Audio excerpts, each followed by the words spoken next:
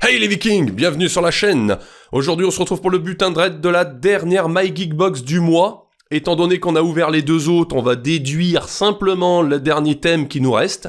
Et ça sera donc le thème KO. C'est parti.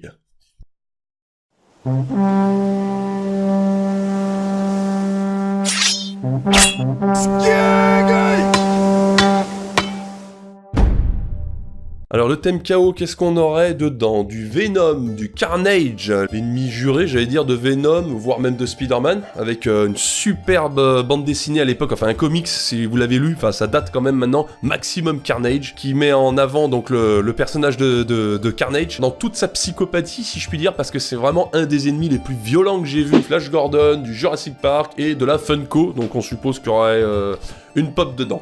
Allez, c'est parti. On met le t-shirt de côté comme d'habitude, on verra après. On va commencer, allez, par le gros... Alors, c'est du mug, on est d'accord. On avait déjà vu...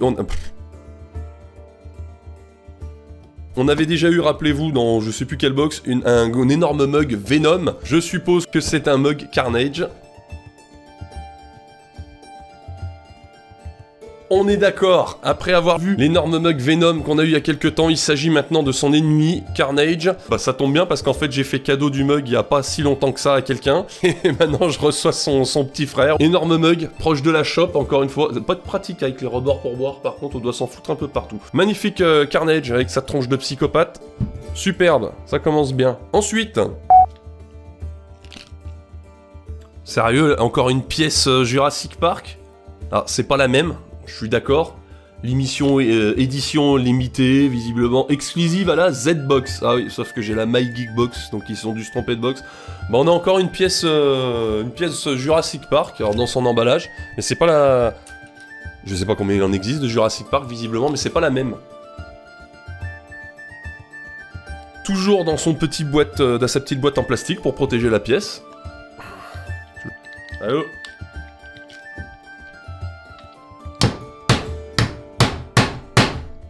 On va pas le montrer ça. J'arrive pas à l'ouvrir, c'est une pièce piégée. Ah, ça y est, eh ben. Alors ce coup-ci, il n'y a pas de numéro de série, on a toujours le symbole Jurassic Park devant, c'est exactement comme l'autre, sauf que derrière, au lieu d'avoir l'entrée Jurassic Park, rappelez-vous, maintenant on a une tête de dinosaure. Je suppose que... Ah si, on a un numéro de... Si, 3725, sur combien je sais pas, sur 5000 peut-être. Derrière on dirait un Vélociraptor, je connais pas trop pour savoir.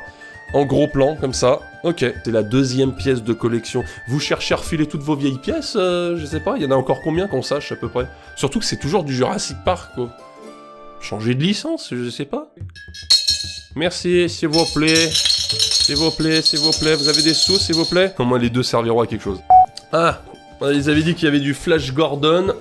On voit une espèce de... Ouais, de carte Flash Gordon. Je sais pas qui c'est dans Flash Gordon, je connais pas du tout le... Je crois que c'est même un comics, une série, enfin comme tout ce qui est dessus. Vu sa tronche, je suppose que c'est un méchant. Comment on va appeler ça? Notre petite mini poster de collection sur un thème que je ne connais pas. On va finir avec le dernier objet avant le t-shirt, et il s'agit ce coup-ci d'une pop Venom, super belle pop. Un petit Venom. Ces derniers temps, les pop, j'avais beaucoup de femmes, je sais pas, il y avait peut-être une cause à défendre, faudrait que je me renseigne. On a un petit Venom ce coup-ci. Alors, un Venom en version bleue, soi-disant exclusif, encore une fois, je me méfie des exclusifs.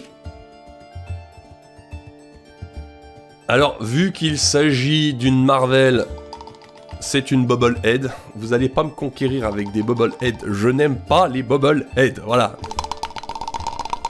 Olé! Déçu parce qu'elle est vraiment superbe. J'aime vraiment avec il tire sa langue. Cette espèce de grosse langue avec laquelle il peut se gratter les oreilles, voire même derrière la tête. Elle est magnifique, en couleur bleue en plus, c'est assez rare, on a l'habitude de le voir maintenant noir dans le film, dans les machins. Et en couleur bleue, ça fait je sais pas si c'était le vieux Venom ou pas. Il y a juste ce qui pêche, c'est que c'est une Bobblehead, comme d'habitude. Avec les Marvel. Quand est-ce que vous allez faire une collection autre qu'avec une tête qui bouge, les Marvel, s'il vous plaît? On n'est pas tous fans des Bobblehead, faut bien le savoir. D'accord? Merci, vous faites deux versions. Une version qui est là, la tête elle bouge, et une version que la tête elle bouge pas. Enfin, juste sur axe, c'est tout. Allez, voilà, après cette magnifique petite figurine, on passe au dernier truc, le t-shirt, comme d'hab. J'ai bien aimé le Batman la dernière fois. Est-ce que ça va être le même cas maintenant? Ça va, il est pas mal, il me parle bien. Il s'agit d'un Marvel, le gros symbole de Venom. Hop. Ça rappelle un peu Spider-Man, parce que bon, bah Venom, c'est quand même beaucoup copié sur le Spider-Man en version extrêmement violent. C'est du licencié Marvel. Nickel. Ça, franchement, j'avoue que je m'en fous un peu complet, même. Le mug, il servira. La pièce, ça partira dans ma collection. La petite figurine, sympathique la figurine, que je dis. Ce que je regrette vraiment, c'est que ce soit une Bobblehead. Comme d'habitude, on commence à me connaître maintenant. Merci d'avoir regardé la vidéo, et puis on s'abonne, on commente, on va sur les réseaux sociaux, et comme on dit chez nous...